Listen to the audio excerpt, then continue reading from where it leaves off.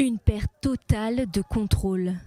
Les manifestations à Khawara ont dégénéré en émeutes dans la nuit de dimanche à lundi. Des dizaines d'Israéliens habitant des implantations ont incendié des voitures et des propriétés palestiniennes. Une réaction à l'attentat survenu plus tôt dans la journée qui a coûté la vie à 2 frères israéliens. Le ministère palestinien de la Santé a fait état d'un mort dans la ville de Zatara, près de Naplouse.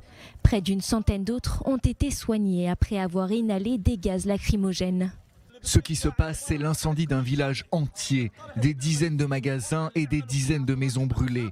Environ 400-500 colons et les soldats qui les protègent ont détruit les maisons. Même les arbres n'ont pas été épargnés. Ils ont tout brûlé. Ils ont brûlé tout ce qu'ils ont trouvé. Des gardes-frontières israéliens sont venus en aide aux familles palestiniennes pour les évacuer des maisons incendiées.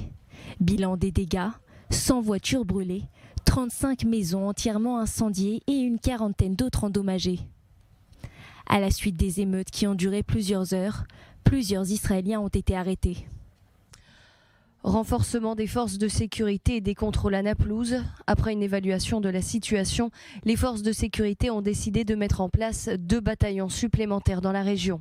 Il a été décidé d'augmenter les contrôles de sécurité sur les voies de circulation vers et depuis la ville. L'ampleur des violences a suscité de nombreuses réactions et condamnations. Le Premier ministre Benjamin Netanyahou a appelé les Israéliens à ne pas se faire justice eux-mêmes. Réaction similaire de la part du ministre de la Défense Yoav Gallant.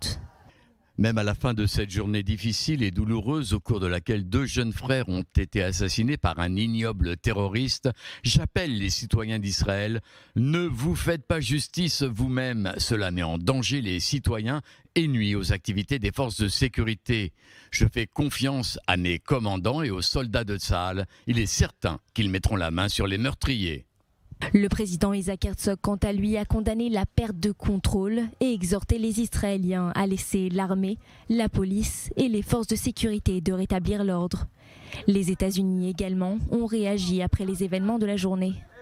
Nous condamnons la violence d'aujourd'hui en Cisjordanie, l'attaque terroriste qui a tué 2 Israéliens et la violence qui a suivi et qui a entraîné la mort d'un Palestinien, des blessures à plus de 100 autres et la destruction de nombreux biens.